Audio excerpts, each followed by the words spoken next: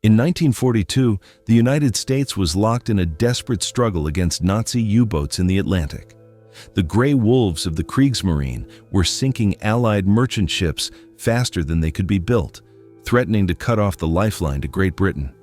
The U.S. government needed a radical solution, a transport aircraft so massive it could bypass the ocean entirely, carrying 750 fully equipped soldiers or 2 M4 Sherman tanks safely over the waves.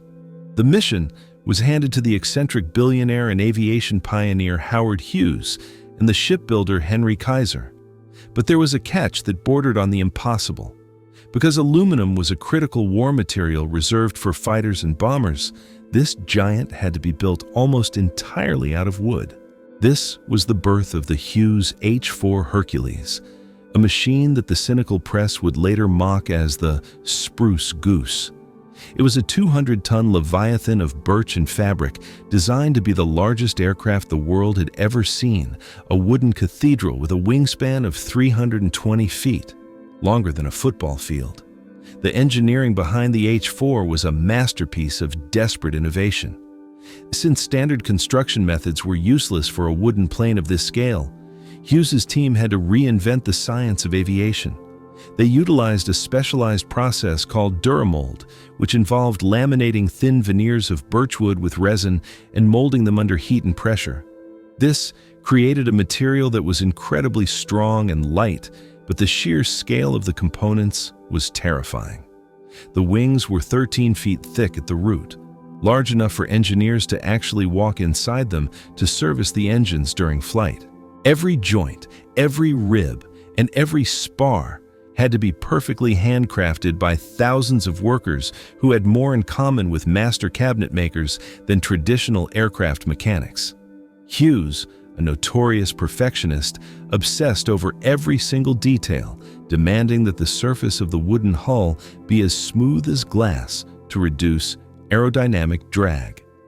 This obsession turned a wartime emergency project into a multi-year, multi-million-dollar quest for absolute structural perfection.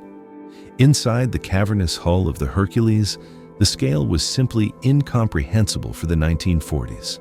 The cargo deck was a vast, echoing chamber of laminated wood designed to swallow entire platoons of men.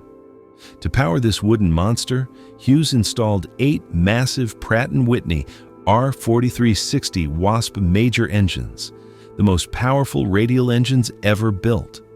Each engine had 28 cylinders and produced 3,000 horsepower, turning giant 4-bladed propellers that looked like windmills from a distance. The flight deck was positioned high above the water, a command center filled with hundreds of dials and levers, requiring a flight engineer just to manage the complex fuel and cooling systems of the 8 roaring power plants. It was a machine that challenged everything the aviation industry knew about structural integrity. Many experts at the time openly predicted that the moment the H-4 tried to lift its 400,000-pound weight off the water, the wooden wings would simply snap like dry twigs under the immense aerodynamic pressure. Subscribe to the channel, hit that like button, and stay with us until the very end, because you are about to see the high-stakes political drama where Howard Hughes had to defend his sanity before the U.S. Senate and the secret 1-minute flight that proved the wooden Leviathan could actually defy gravity. If you have a passion for the giants of American history and the machines that were built against all odds, you are in the right place. We are exploring the colossal wingspan of the Spruce Goose. The construction of the H-4 was a logistical nightmare that forced Hughes to build the world's largest wooden hangar just to house the wings. Because the plane was too large to be moved by road once assembled, it had to be built in sections and then transported through the streets of Los Angeles on specialized multi-wheeled trailers, with power lines being cut and trees being removed just to let the wooden giant pass. The public watched in awe and skepticism as the Spruce Goose slowly made its way to the waterfront in Long Beach. Hughes was pouring his own fortune into the project as government interest began to fade with the end of the war. He wasn't just building a transport plane anymore. He was building a monument to his own ego and his belief that bigger is always better. The H-4 was a machine caught between two eras, a wooden relic of a war that had ended and a giant of the future that the world wasn't sure it even needed.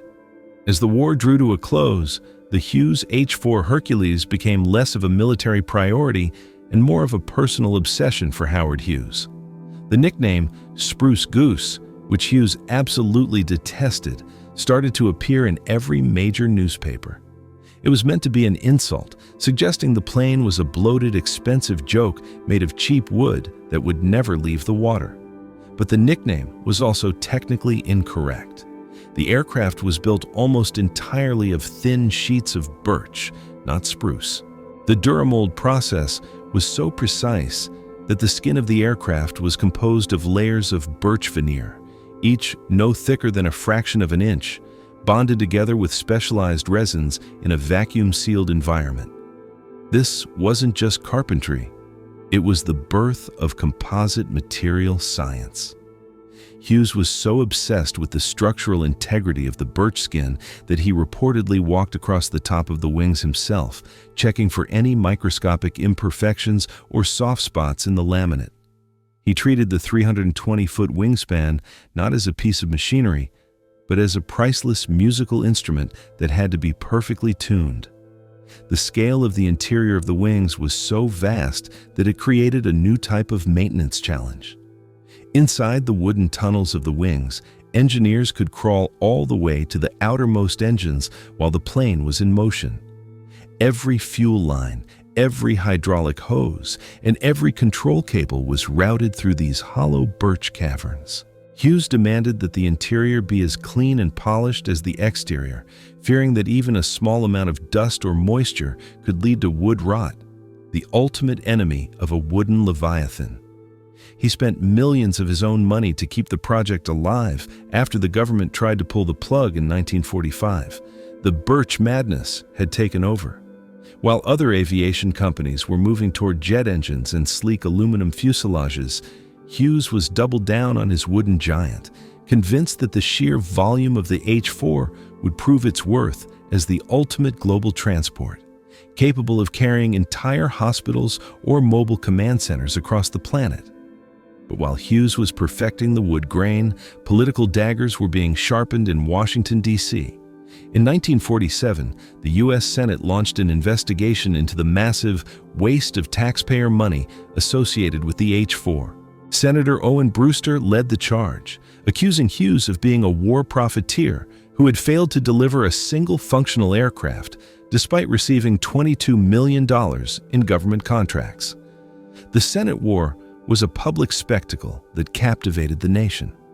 Hughes, who was notoriously reclusive and suffering from worsening obsessive-compulsive disorder, was forced to step into the bright lights of the hearing room.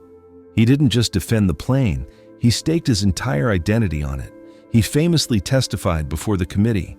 "The Hercules was a monumental undertaking. I put the sweat of my life into this thing. I have my reputation rolled up in it, and I have stated several times that if it fails to fly, I will leave the country and never come back. And I mean it." It was a high-stakes gamble that turned the Spruce Goose into a symbol of American pride versus bureaucratic cynicism. The engineering team at Hughes Aircraft worked under a state of permanent emergency. They knew that if the Senate managed to shut them down before the first test, the H-4 would be remembered only as a monumental failure. To prove the aircraft's strength, they performed torture tests on scale models and full-sized wing sections, loading them with thousands of pounds of lead weights to see where the birch would buckle. They discovered that the Duramold skin was actually more resistant to fire and impact than thin aluminum. But the problem was the humidity. Being a wooden boat, the H-4 was constantly absorbing moisture from the California air, changing its weight and its balance. Hughes had to install massive climate control systems in the dry dock just to keep the wooden Titan from expanding and contracting. This was the dark side of the dream. A machine so massive and so organic that it required a constant artificial environment just to stay in one piece. By the autumn of 1947, the pressure reached its breaking point. The Senate was threatening to seize the aircraft and sell it for scrap. Hughes knew he had only one way to silence the critics. He had to get the Spruce Goose into the water and prove it could move. He ordered the massive sections to be moved through the streets of Long Beach to the pier, a process that cost nearly $100,000 and required the coordination of hundreds of city workers. The wooden Leviathan was finally touching the salt water of the Pacific. It sat there, a gargantuan white ghost, its 8 engines silent, waiting for the man who had bet his life on it to take the controls. The world was watching, half expecting the wooden hull to split open or the wings to collapse under their own weight. The stage was set for the most famous taxi test in the history of the world, a moment that would either destroy Howard Hughes or make him immortal. November 7, 1947 was supposed to be nothing more than a series of low-speed taxi tests in the waters off Long Beach. The plan was to ensure that the Hughes H-4 Hercules could maneuver under its own power and that its massive hull was truly watertight. Howard Hughes himself sat in the pilot's seat, his hands gripping the oversized control yoke of the world's largest aircraft. Outside, thousands of spectators lined the shore, and dozens of reporters, many of whom had spent years mocking the Spruce Goose, crowded onto press boats, waiting for the wooden giant to fail. Hughes was under immense pressure. The Senate hearings had humiliated him, and he knew that if the H-4 didn't perform today, his career was over. He throttled up the 8 Pratt & Whitney engines, and the sound was like a rolling thunderstorm that shook the very foundation of the city. The wooden Leviathan began to move, its massive hull cutting through the waves, creating a wake so large it threatened to swamp the smaller press boats. During the first 2 taxi runs, Hughes kept the speed low, testing the rudder and the responsiveness of the 8 propellers. But on the 3rd run, something changed. Without warning his flight crew or the government observers on board, Hughes pushed the 8 throttles all the way to the firewall. The 3,000 horsepower engines roared to their absolute limit, and the H-4 began to accelerate with terrifying momentum. At 70 miles per hour, the 200-ton wooden aircraft began to lift its hull out of the water, skimming across the surface on a cushion of air. Then, at approximately 1:30 p.m., the impossible happened. The Spruce Goose broke free from the surface of the Pacific Ocean. For 70 breathtaking seconds, the largest wooden structure ever built was airborne. It flew for about a mile at an altitude of 70 feet, proving to every critic, every senator, and every rival that Howard Hughes was not a madman. He was a conqueror of the impossible. The vibration inside the cockpit during those 70 seconds was unlike anything the crew had ever felt. The massive birch wings, spanning 320 feet, were flexing under the immense aerodynamic lift, absorbing the shocks of the air. Inside the hollow caverns of the wings, the engineers could hear the organic groan of the Duramold laminate as it adjusted to the stress of flight. It wasn't the metallic screech of an aluminum jet. It was a deep, resonant sound, like a living creature waking up. Hughes sat perfectly still, his eyes fixed on the horizon, feeling the weight of the aircraft in his fingertips. He had proven his point. He had flown the unflyable. When the H-4 finally touched back down on the water, the landing was surprisingly smooth, the wooden hull absorbing the impact with a grace that silenced the skeptics on the press boats. The white ghost had become a reality. The aftermath of the flight was a media explosion. The news that the Spruce Goose had actually flown reached Washington within minutes, effectively killing the Senate investigation. Hughes had achieved the ultimate public relations victory. But while the world was celebrating, the reality inside Hughes' aircraft was much more somber. The flight had proven that the plane could fly, but it hadn't proven that it was practical. To fly at its intended altitude of 20,000 feet with a full load of 750 soldiers, the H-4 would have required even more power and structural reinforcement that the wooden frame might not have been able to handle long-term. Hughes knew that the era of the giant flying boat was already being eclipsed by long-range land-based bombers like the B-36. The H-4 had flown, but it was already a king without a kingdom, a masterpiece of a bygone age of aviation. What happened next is one of the most bizarre chapters in aviation history. Instead of continuing the test program or handing the plane over to the military, Hughes ordered the H-4 to be towed back into its climate-controlled hangar. He refused to let anyone else fly it, and he refused to let it be scrapped. For the next 33 years, until his death in 1976, Hughes spent millions of dollars a year to keep a full-time crew of 300 workers maintaining the Spruce Goose in total secrecy. Every month, the engines were turned over, the wooden hull was inspected for rot, and the climate control was adjusted to the perfect humidity. The world's largest plane became a 200-ton ghost in a box, a hidden treasure that Hughes guarded with a level of paranoia that bordered on madness. It was no longer a transport plane. It was a sacred relic of the 1 minute in 1947 when Howard Hughes had touched the sky and stayed there. After the legendary flight of November 2nd, 1947, the Hughes H-4 Hercules never touched the sky again. What followed was a period of bizarre, expensive, and obsessive preservation that has no parallel in the history of technology. Howard Hughes, whose mental health began to deteriorate into severe obsessive-compulsive disorder, treated the Spruce Goose not as an obsolete prototype, but as a living extension of his own soul. He ordered the aircraft to be moved into a massive, custom-built, climate-controlled hangar in Long Beach, California. This was the beginning of the Golden Cage era. For more than 3 decades, Hughes spent an estimated $1 million per year, a staggering sum at the time, to keep a full-time crew of 300 highly skilled mechanics and engineers on the payroll. Their only job was to maintain a plane that was officially retired. It was the most expensive ghost in the world, hidden behind high walls and guarded by a private security force that rivaled small nations. The technical requirements for keeping a 200-ton wooden Leviathan in a state of flight readiness for 33 years were staggering. Because the H-4 was built of laminated birch and organic resins, it was breathing. If the humidity in the hangar dropped too low, the wood would shrink and crack. If it rose too high, the Duramold skin would swell and rot. Hughes insisted on a perfect, unchanging environment. Every day, crews would walk the 320-foot span of the wings, checking for the slightest sign of structural fatigue or fungal growth. The 8 Pratt & Whitney R4360 engines were turned over every single month, their oil circulated and their fuel systems flushed, as if the plane were expected to take off at a moment's notice.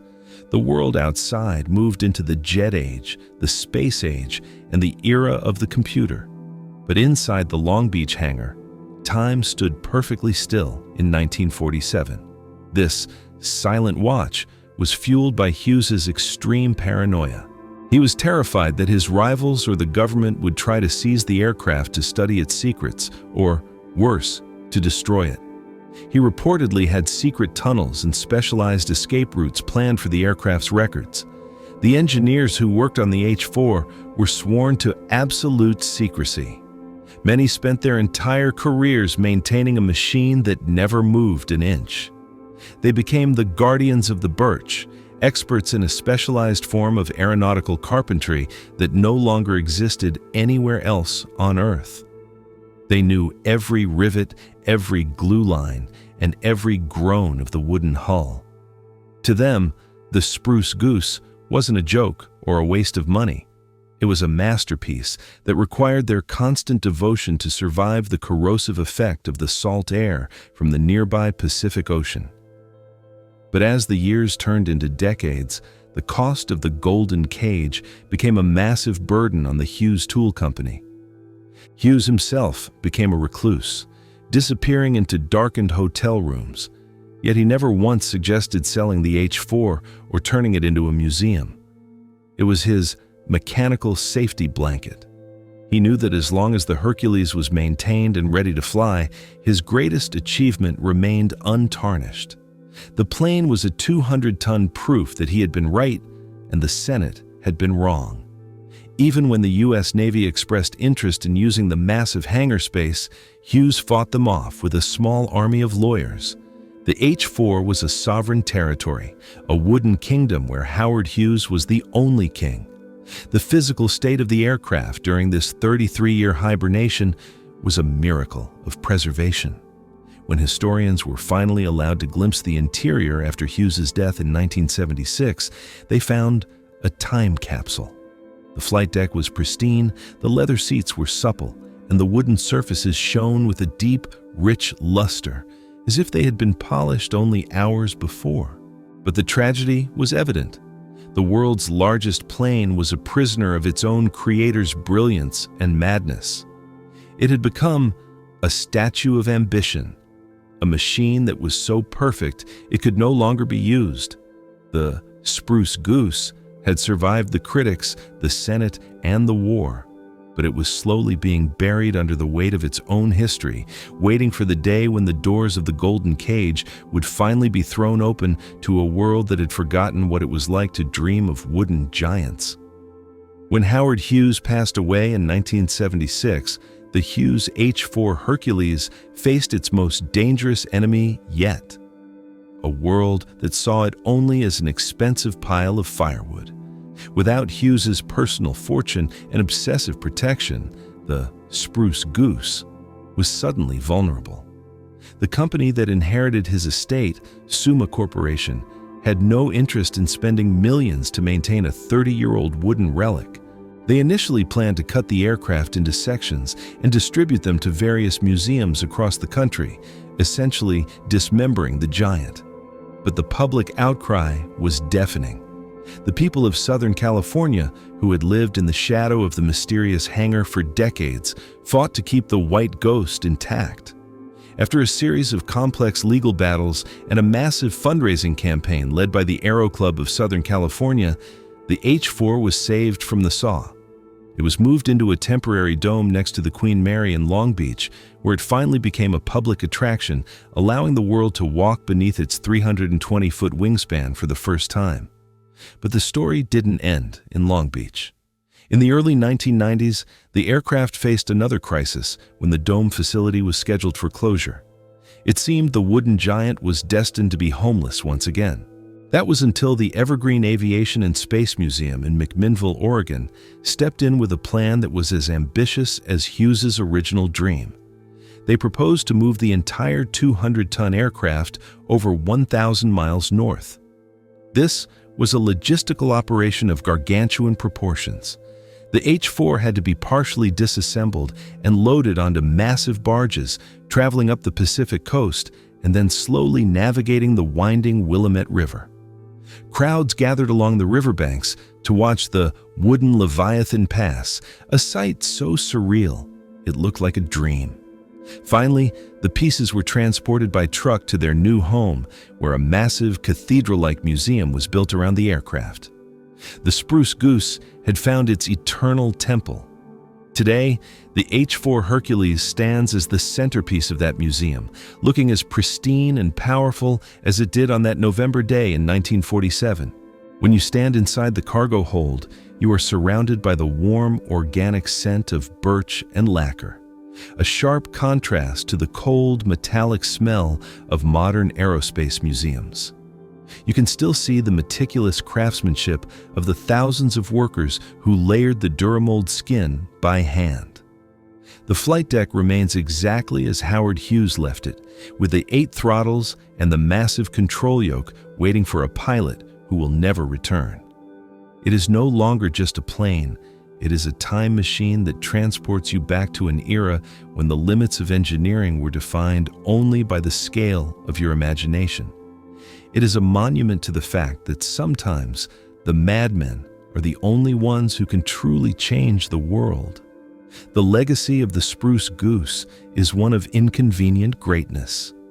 It was a machine that arrived too late to win a war, was too large to be practical, and was built of a material that the world was ready to abandon. Yet, it remains one of the most visited and discussed aircraft in the history of humanity.